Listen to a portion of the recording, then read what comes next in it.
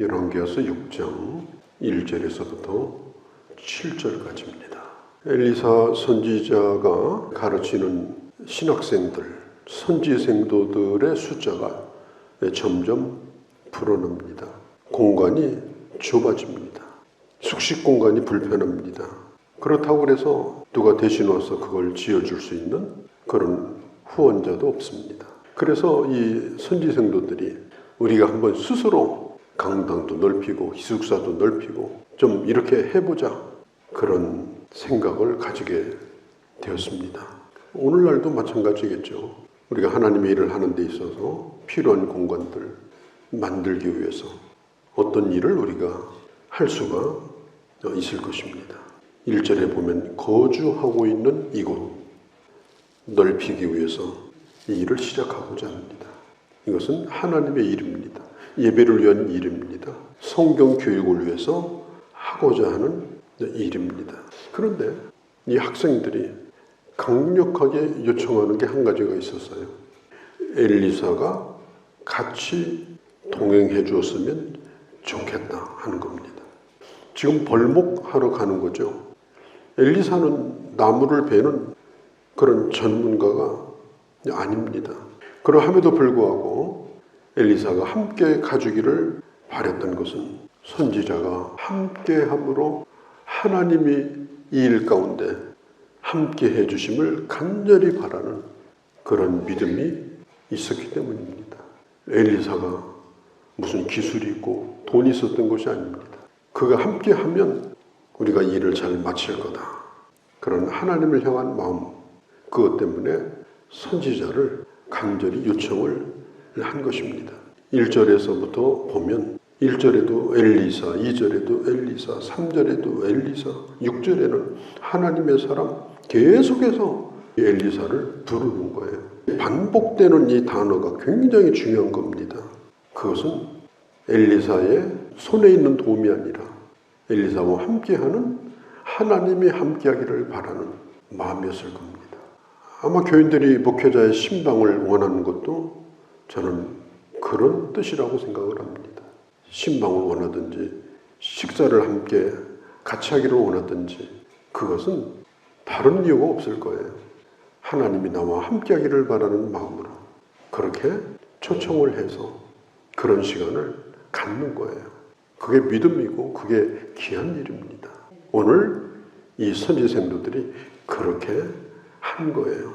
잠언 3장 6절에 보면 모든 범사에 하나님을 인정하라. 하나님께서 너를 지도해 줄 것이다. 범사에 크고 작은 일들 가운데 그곳에 하나님을 개입시키고 그곳에 하나님의 도움을 요청하면서 어떤 일을 해나가는 것은 대단히 이것은 중요한 신앙의 자세입니다. 문제가 언제든지 있어요. 문제가 있는 것이 문제가 아니고 거기에 하나님의 사람이 없는 것이 문제입니다. 사방을 둘러봐도 나를 위해 기도해 줄 사람이 없어요. 하나님의 능력을 끌어올 자가 없어요. 이게 진짜 문제입니다. 신앙생활은 혼자 하는 것이 아닙니다. 그래서 하나님은 교회를 주시고 공동체를 주시고 지도하는 자를 주시고 같이 기도할 자를 주신 거예요. 우리는 연약하기 때문에 잘 가다가 어느 날 갑자기 넘어집니다. 신앙생활을 잘 하다가도 아주 치명적인 어려운 일들을 겪을 수가 있어요. 오늘 선지생도들은 강력하게 요청합니다. 엘리사요, 우리와 함께 가십시다. 우리와 함께 동행해 주세요. 당신이 있으면 좋겠습니다. 벌목하는 일하고 아무 상관이 없는데도 불구하고 오늘 이렇게 했다는 것이 얼마나 좋은 결과를 가져왔는가, 우리가 그 다음 장면을 보면 충분히 이해할 수가 있습니다.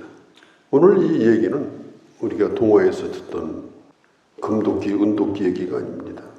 이제부터 제가 할 얘기는 저는 이 사실을 믿습니다.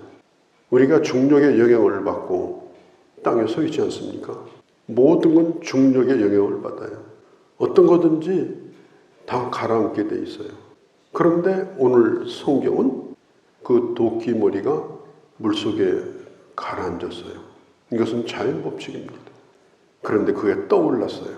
그것을 믿지 못하겠다는 사람도 있을 수 있습니다만 저는 그걸 믿습니다. 왜 믿느냐? 하나님이 하시는 일이니까 믿는 거예요.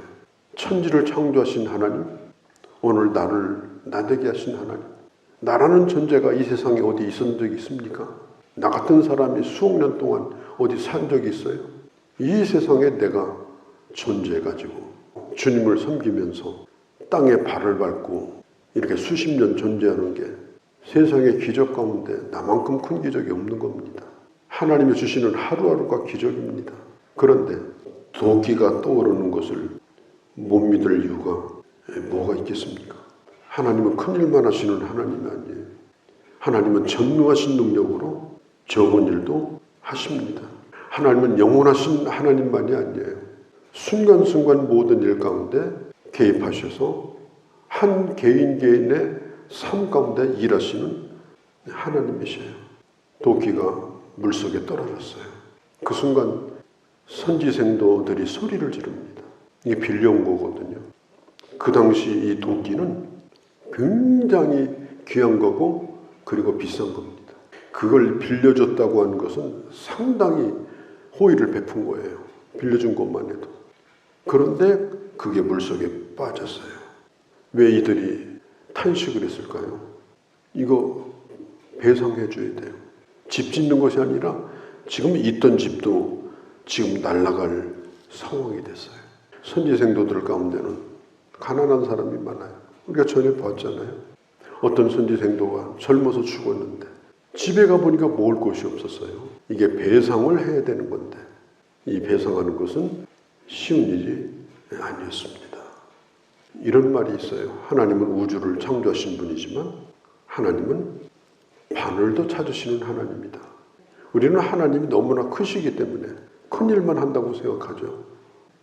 우리가 이 세상에서 겪는 소소한 일도 하나님께서는 함께 하시는 분이에요.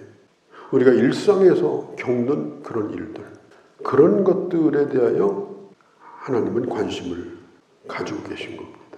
우리가 또 한 가지 생각해 볼 수 있는 것은 자, 도끼자루만 남았어요. 도끼자루 가지고 나무를 100번 때려야 나무끼리는 나무를 벨 수가 없습니다. 둘 다 상합니다. 인간은 이 육체라고 하는 것은 도끼자루와 똑같아요.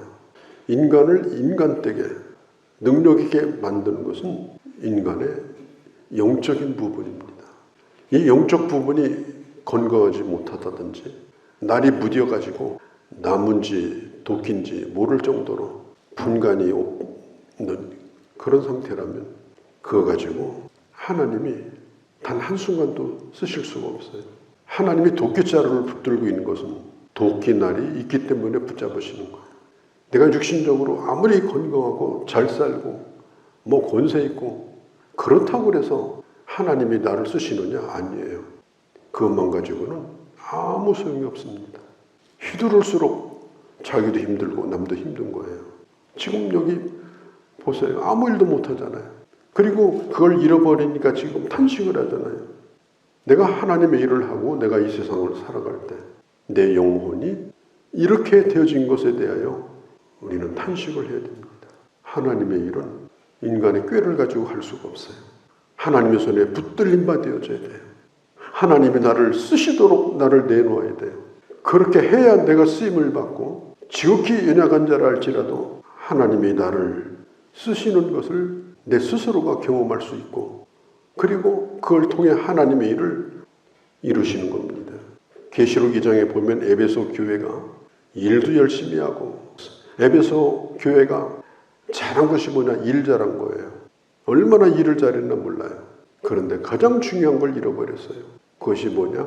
하나님과의 관계가 별로 좋지 않았어요. 사랑이 없었어요.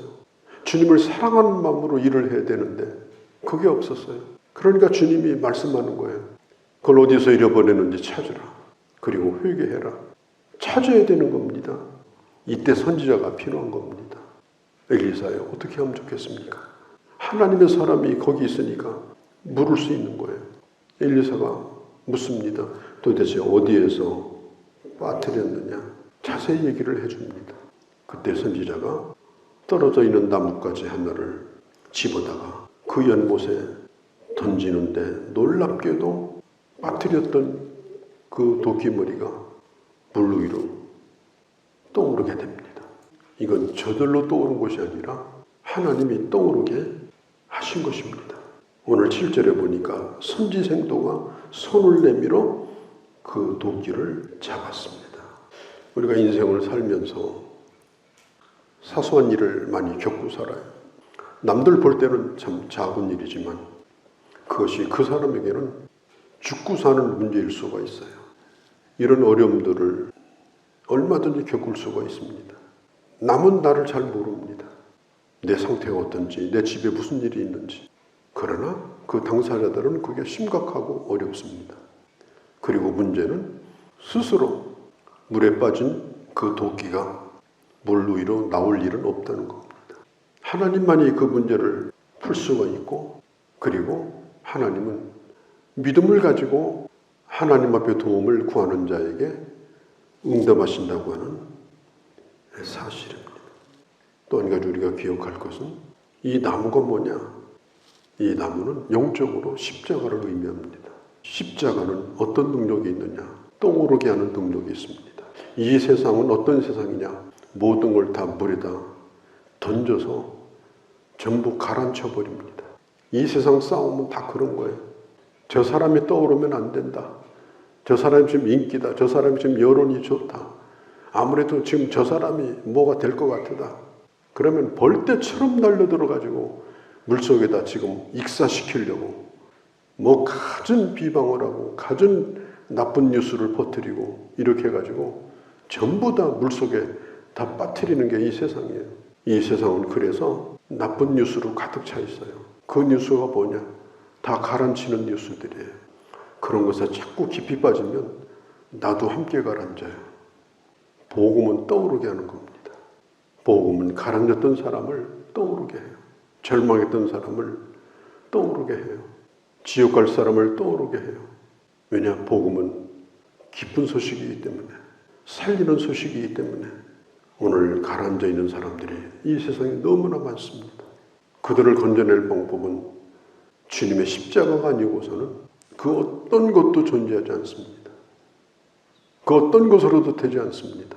선지자가 물 위에 나무를 던진 것처럼 이 복음을 통해서 이 절망의 시대에 우리가 진정한 기쁜 소식이 뭔가, 그리고 하나님의 능력이 어떤 건가, 이걸 경험하는 것은 오직 예수 그리스도의 십자가와 복음밖에 없다라고 하는 것입니다.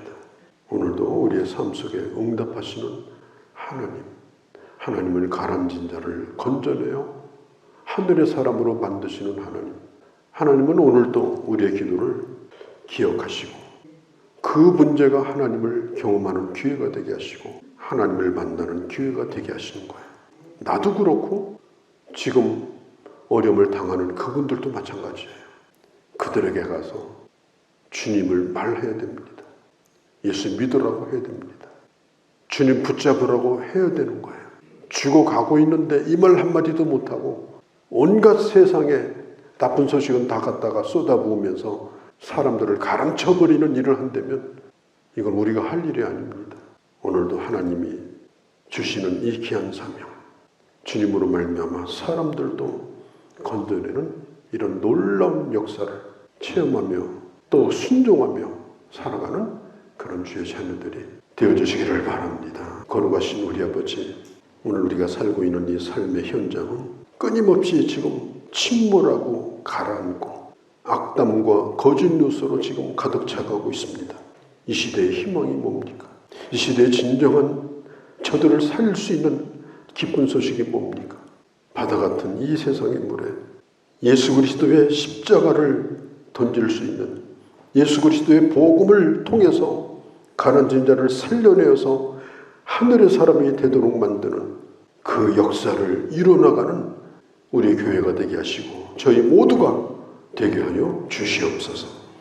일상의 삶 가운데 우리의 크고 작은 일에 주님을 초청하게 하시고 아버지 주님이 함께 하심으로 어려움들이 오히려 주의 능력을 경험하는 기회가 되어지고 주님을 만나는 사건이 되어지는 그런 삶이 될 수 있도록 저희들에게 믿음을 더하여 주시고 더욱더 주님을 바라보게 하여 주시옵소서. 우리 주 예수님의 이름으로 기도하옵나이다. 아멘.